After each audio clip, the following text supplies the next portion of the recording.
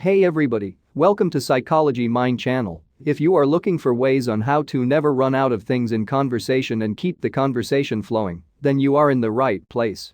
Today I am going to be sharing with you 4 extremely powerful topics that you can talk to just about anyone.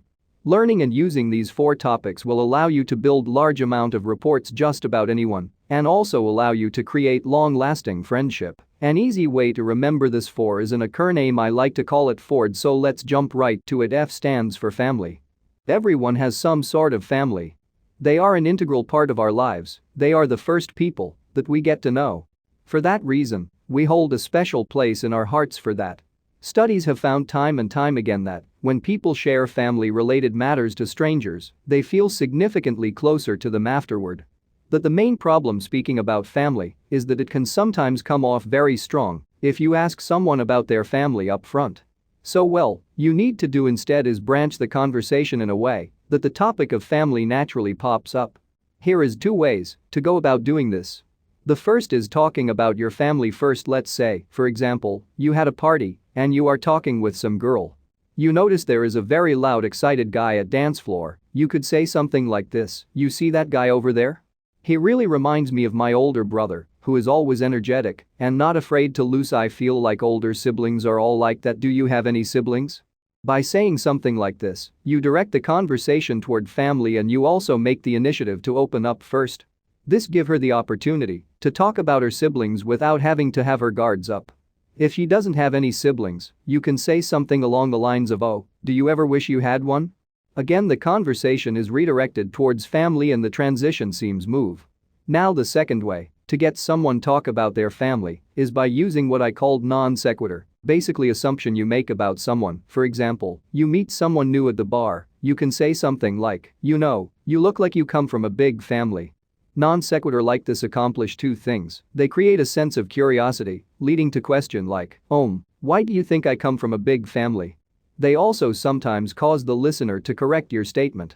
Maybe they don't come from a big family and they start talking about it. Maybe they do come from a big family and they are going to details about it. The second topic is O, which stands for occupation. They say that 45% of our lives spent at our occupation, no matter if it be at school or at work, it is definitely a big part of our life. Speaking about someone's occupation is actually very common. It is considered surface level conversation and you have heard lines like "What's your major?" thousands of times before. The key to speaking about occupation is not to dowel the surface level question and instead quickly jump into a deeper conversation. For example, you are in a date and you ask Pierre what she does for a living. She says, "I'm a school teacher." A lot of people make the following mistake. They go, "Okay, what subject do you teach? Okay, what school do you teach at? Okay, how old are the kids you teach?" When you ask question upon questions, you answered what is called interview mood, and it is very uncomfortable for the listener, or you want to do instead to add a comment before asking another question. For example, let's say she says, "I am a teacher." You can say along the lines up, "Wow, you know, when I was younger, I always wanted to be a teacher." There is something about inspiring others that's very fulfilling. By saying something like this, you're adding a little bit about what you feel about her occupation before asking the next question.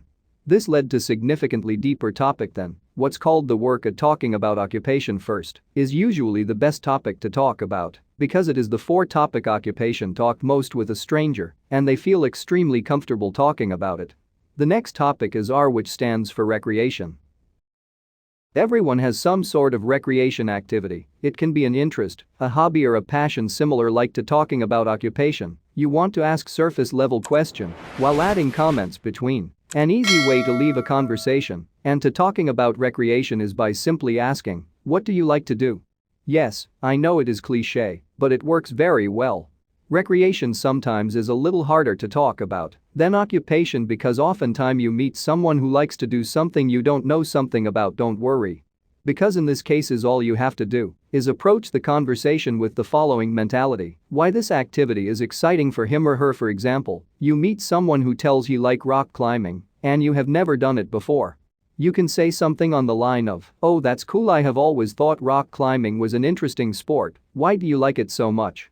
Question like this really make the other person feel like they're being listened to, and they also allow the other person to really dive deep and explain to you why they enjoy their recreational activity as much as they do.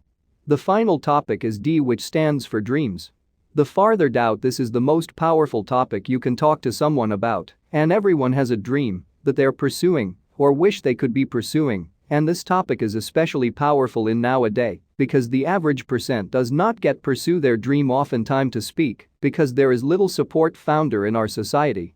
Most people are told to just get a conventional job instead of pursuing their passion by everyone around them, by including their parent and friends.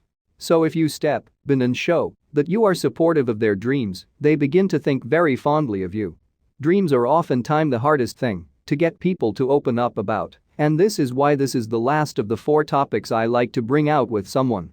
You want to make sure you have built a sufficient amount of rapport before leaving the conversation toward dreams in order to get truly meaningful responses.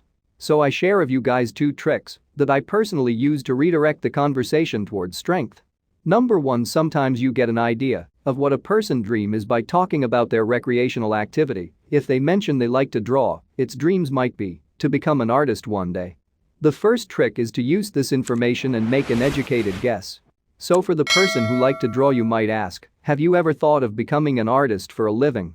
As you can see, this can easily lead to a deeper conversation. Now the second way, my most favorite way to get someone to open up about their dreams, is to talk about the bigger picture. Now what does that mean? Well, sometimes I will be on a day and I will be walking with a girl on a roll park and I will just look at the night sky and say, just look at there, the universe is so vast, it is so big, and I feel like our lives have more meaning than working a 9 to 5. You ever dream of accomplishing something bigger than what you are doing right now? Yes, it is super cheesy, but again it works and it redirect the conversation into dreams. And I also like to ask question like, what is something you like to do before you die?